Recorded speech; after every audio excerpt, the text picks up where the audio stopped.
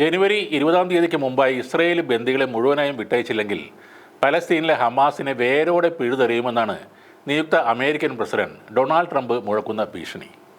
ജനുവരി 20-നാണ് അമേരിക്കയുടെ 47-ാം പ്രസിഡന്റായി അദ്ദേഹം അധികാരത്തിൽ എത്തുന്നത്. ബന്ദികളെ മോചിപ്പിച്ചില്ലെങ്കിൽ സർവനാശം എന്നാണ് ഹമാസിന് ട്രംപ് ഇപ്പോൾ നൽകിയിരിക്കുന്ന മുന്നറിയിപ്പ്.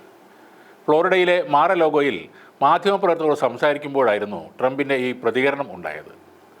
ബന്ദികളെ മോചിപ്പിച്ചില്ലെങ്കിൽ നാശം ഉറപ്പാണ്. നിങ്ങളുടെ അനുരഞ്ജന ശ്രമങ്ങളിൽ ഇടപെടാൻ ഞാൻ ആഗ്രഹിക്കുന്നില്ല. ഞാൻ അധികാരത്തിൽ കയറുന്നതിന് മുമ്പ് ബന്ദികളെ വിട്ടയച്ചില്ലെങ്കിൽ മധ്യ പൂർവേഷ്യ ഞാൻ കത്തിക്കും. ഇത് തീർച്ചയായും ഹമാസിന് ഗുണം ചെയ്യില്ല. ഇതിൽ കൂടുതൽ ഒന്നും എനിക്ക് പറയാനില്ല. ബന്ദികളെ നേരത്തെ തന്നെ ഹമാസ് വിട്ടയക്കേണ്ടതായിരുന്നു. ഇസ്രയേലിൽ ഒക്ടോബർ 7 ആക്രമണം നടത്താനേ പാടില്ലായിരുന്നു.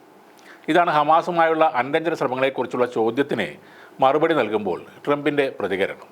ഇപ്പോൾ ചർച്ചകൾ അന്തിമഘട്ടത്തിലാണെന്ന് ട്രംപിൻ്റെ പ്രത്യേക വക്താവായ ചാൾസ് വിറ്റ്കോഫ് പറയുന്നു.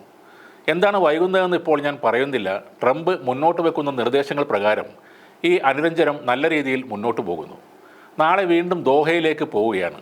ട്രംപ് അധികാരമേൽക്കുമ്പോൾ നല്ലൊരു വാർത്ത തന്നെ ഞങ്ങൾക്ക് പറയാനുണ്ടാകും.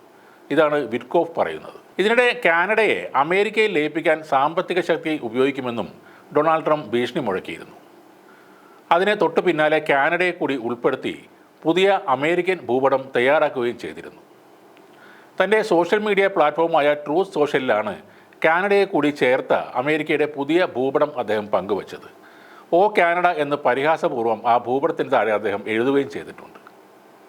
എന്നാൽ ഇതിനെതിരെ കാനഡ ശക്തമായി പ്രതികരിച്ചിട്ടുണ്ട്. കാനഡയുടെ സമ്പദ് വ്യവസ്ഥ ശക്തമാണ്, ആളുകൾ ശക്തരാണ്, ഭീഷണികൾക്ക് മുന്നിൽ തങ്ങൾ ഒരിക്കലും പിന്നോട്ട് പോകില്ലെന്നും അവർ പറഞ്ഞു. കാനഡ അമേരിക്കയുടെ ഭാഗമാകാൻ നരകത്തിൽ പോലും സാധ്യതയില്ലെന്നാണ് ഇപ്പോൾ രാജിവെച്ച ജസ്റ്റിൻ ട്രൂഡോ എക്സിലെ ഒരു കുറിപ്പിലൂടെ വെളിപ്പെടുത്തിയത്.